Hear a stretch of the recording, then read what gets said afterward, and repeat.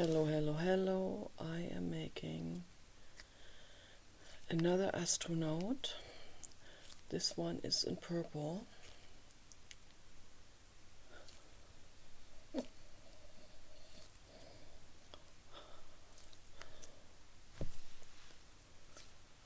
Yes, I do laugh about my mental illness.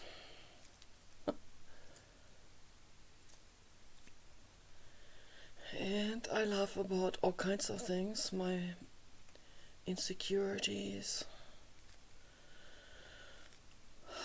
Yesterday, that was really something again. I was in a bad mental state.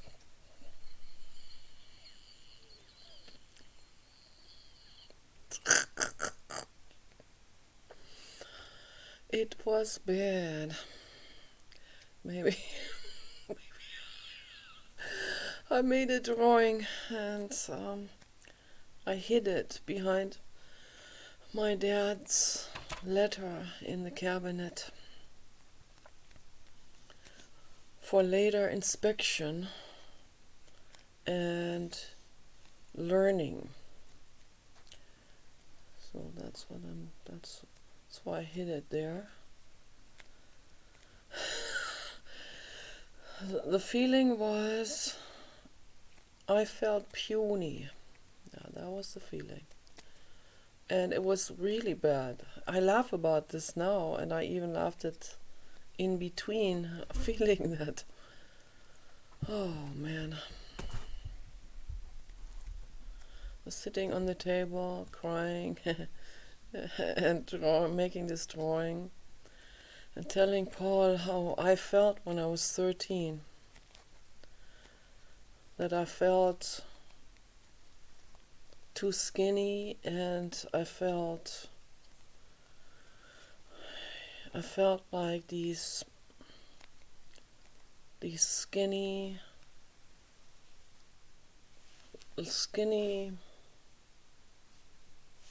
preteen girls when I was 11 and 12 too. I was getting bigger at 12, and my boobs started to grow. When did they start to grow actually? Somewhere around 10 that started to grow, where I couldn't sleep on my belly anymore. And then it just kept on growing, and I compared myself to the other girls, of course. I felt bad that I had dark brown hair. And most of the other girls had blonde hair. I thought dark brown hair was ugly, and then because of my mental illness, and the nightmares that I had persistently throughout my life, I had rings under my eyes, already dark rings, and I looked like those, and I was taller than the other girls. And my legs were kind of like X-shaped. The other girls' legs were more like O-shaped, like this. My legs were like this, like a large, lanky puppy dog, Great Dane, sort of. And I always felt too skinny, and I always felt like the other ones were way more beautiful,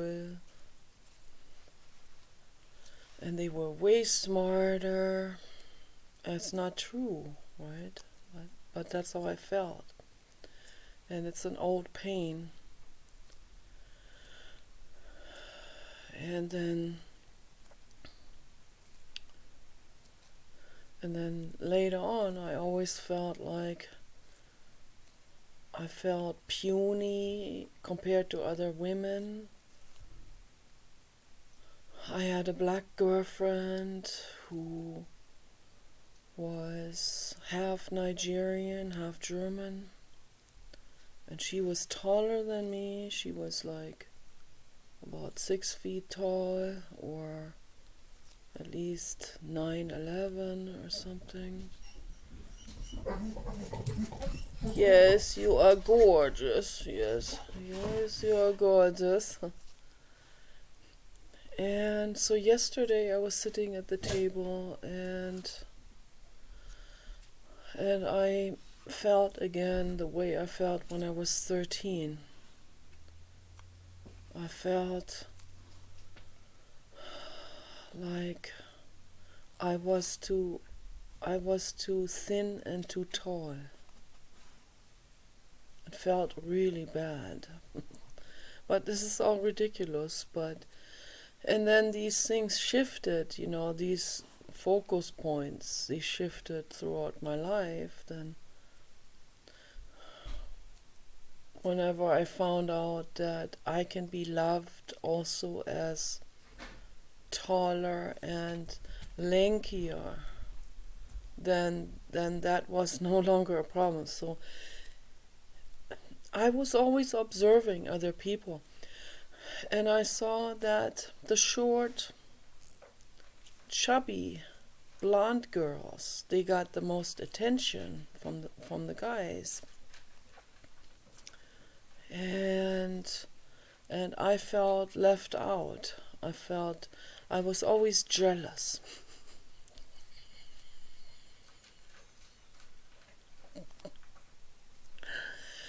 And then I thought, when they get attention, then I immediately concluded that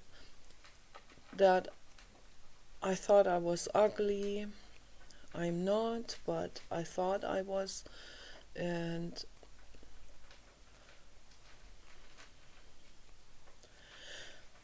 so it was really terrible yesterday, really terrible.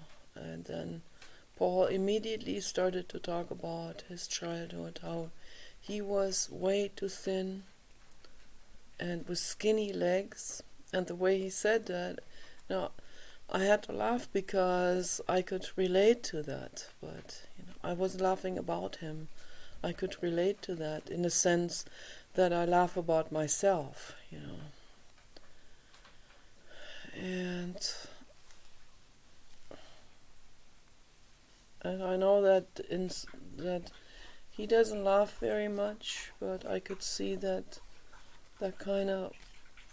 he kind of thought that was funny too, in some way. Yeah. But obviously, it wasn't funny for us when we felt jealous and when we felt left out when we were children. And this has to do with the way we were treated. That is very obvious. This is not something we are born with, obviously. We're not born feeling ugly.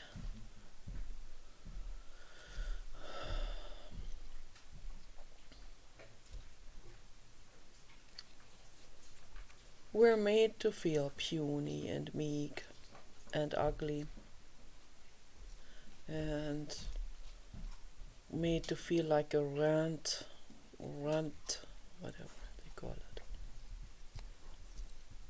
Comes from the German word Rand. Rand means the outer margin.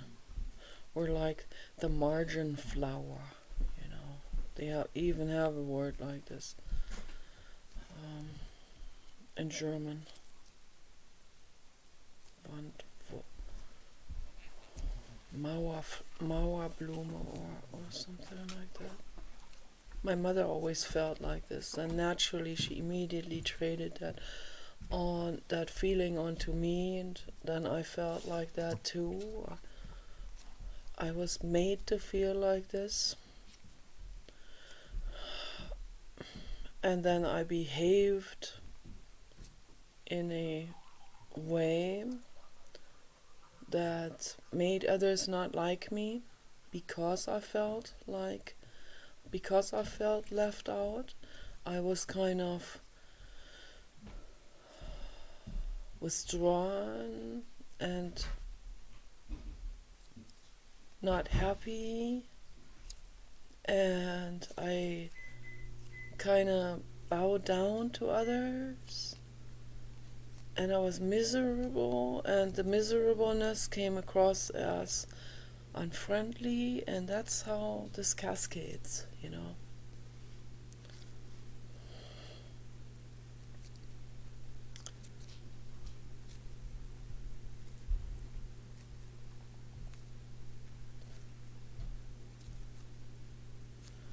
And on that paper, I also painted on that paper the hater with that came after me, and all of them were trying to make me feel like this in the chat room. Particularly the one hater was that, and I believe that's Zane, because Zane is the most cruel of all. He had this, I don't know if he drew this, it's like a face with X's over the eyes, and then the name was Why So Serious. I could have punched him for sure for that horrifically abusive YouTube account, which he made for me. I'm pretty sure of that. I made that just for you, to push you into suicide, to get even with you. Even for what? I have no idea. For what? That's a whole nother subject altogether. Right now I was talking about my own feelings and how that made me feel.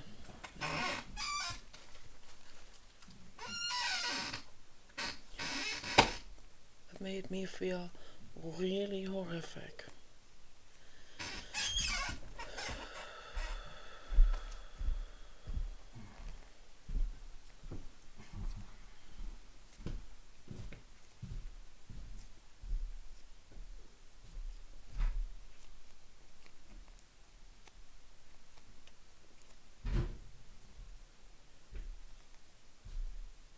It's hard for me to wrap my head around how anyone can be so absolutely cold and cruel to other people.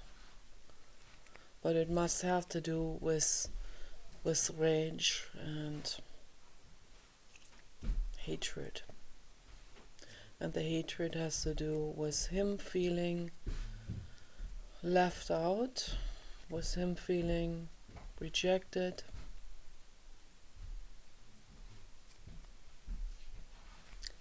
You know, and he doesn't realize that he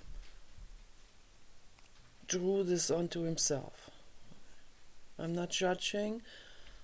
I know I have been in the margins of these feelings. I have seen it, just I have seen glimpses of that. But I've never gone into this all the way where I went into insanity. So that is what insanity is, okay? That's the beginning of insanity. I've seen it. And that's caused by childhood trauma. Okay, that's a fact. That's a complete fact.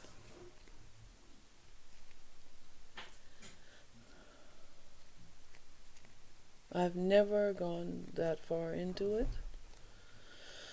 I never let myself go that far into it. I've seen it.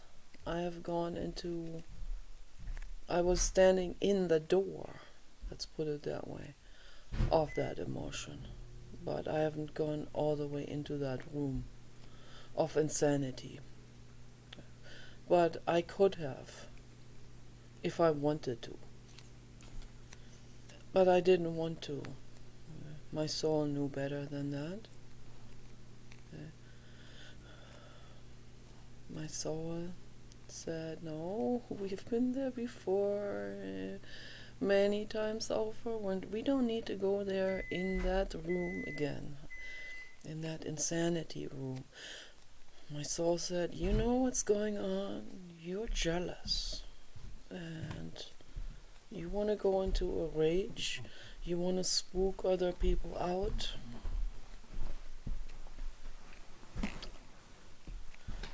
You want to get even for something that is just in my imagination, because I took offense to something, to someone choosing someone else over me. Okay.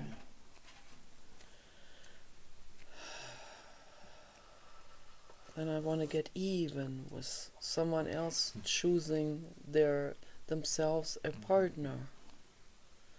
And that partner isn't me. Okay.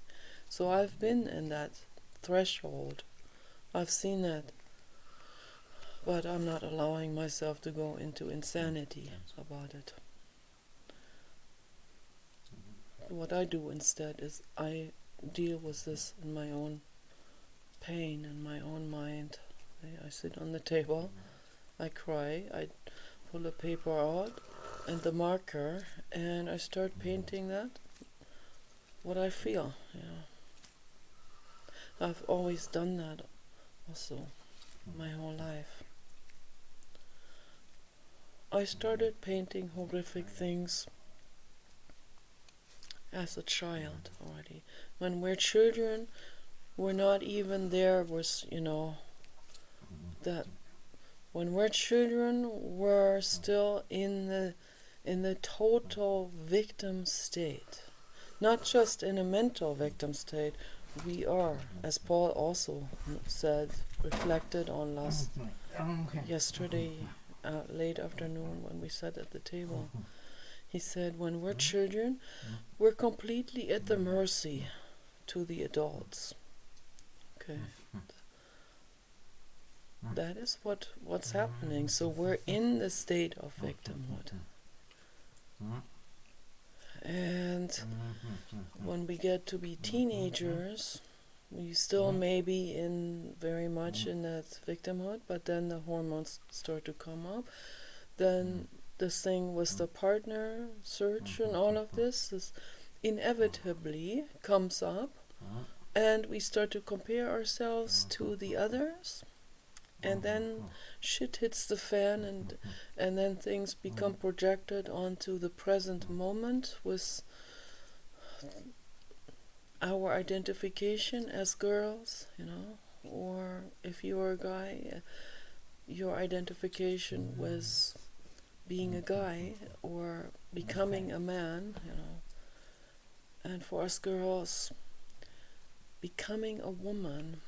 And already observing my mother and other women, observing their neurosis, made me scared. It made me really terrified, already unconsciously, like, oh, I'm becoming a woman now. I'm not even ready psychologically. That was very scary. I was psychologically way behind the growth of my body.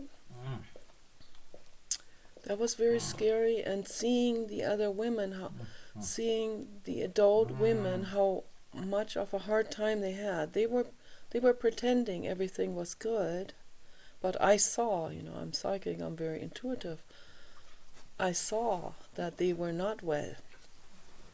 I saw my mother was not well.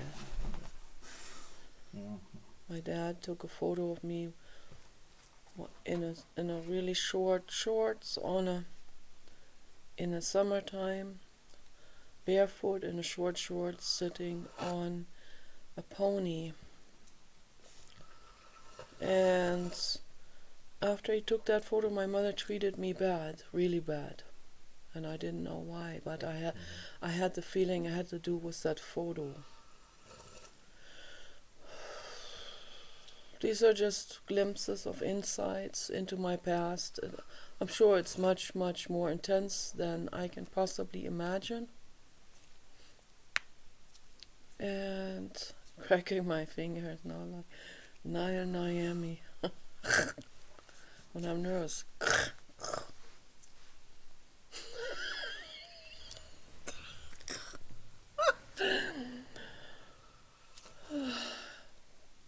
Then I also had to laugh about this, laugh about this, the skinny leg syndrome and all of this. Poor suffering from having skinny legs. And I don't see a problem with that.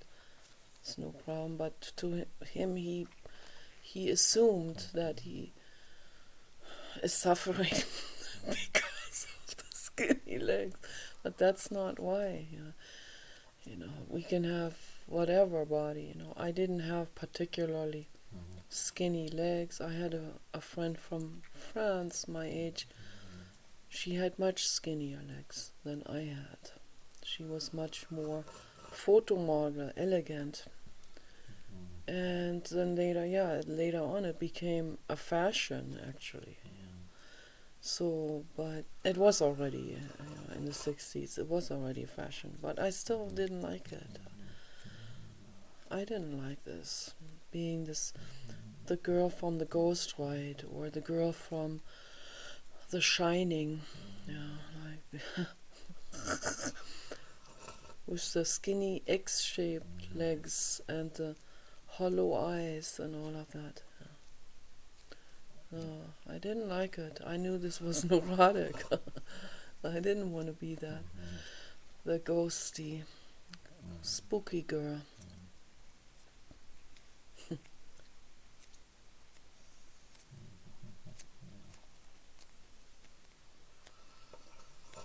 I painted myself many times already as a child with these big sad eyes, droopy puppy dog eyes, droopy basset hound eyes, sad. One time I drew myself eyelashes with a pen.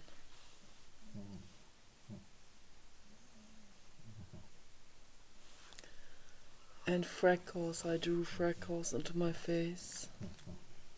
And then my dad took photos of me like that, and I looked real sad with these streaks and stuff in my face. Eyelash paintings in my face.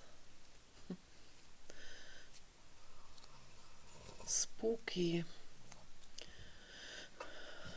I was already in front of the mirror thinking, there's something wrong. Is there something wrong with me? There must be something wrong with the way I look or something. These questions. Do I need to make adjustments? Do I need to reshape my face? Do I need to... I think if we were as children, I know he wants that real bad now. He wants that real bad now. I was worried about this happening. Yeah.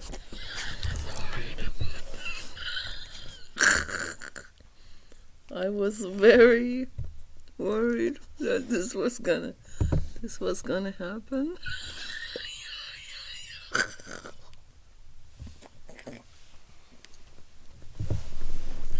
I was very worried that this was gonna happen.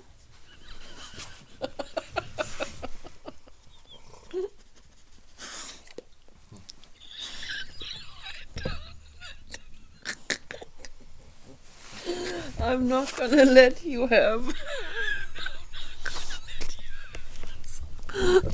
No, your ear smells good. Oh yeah, it smells waxy. I cannot let this happen. I cannot let this happen. You I need to make an astronaut. I'm not showing you. What's this? Impossible to make an astronaut now.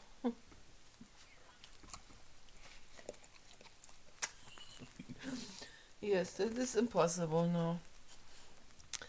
Now we cannot make an astronaut.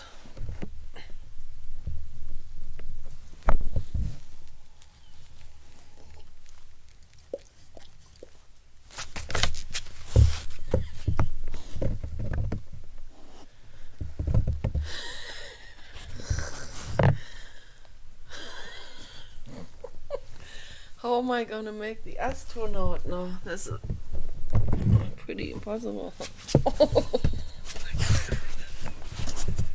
That is pretty impossible. No, I have to get up. I have to get up and I have to... how am I gonna do this? If I go outside, he will follow. And if I sit here, he's gonna follow too. So, no, don't put that there. I have OCD with that. How am I gonna make an astronaut now? Yes, you are gorgeous.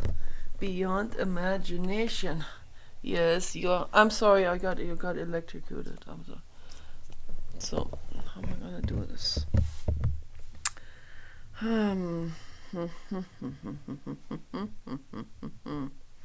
This is not easy. I think I have to make part 2.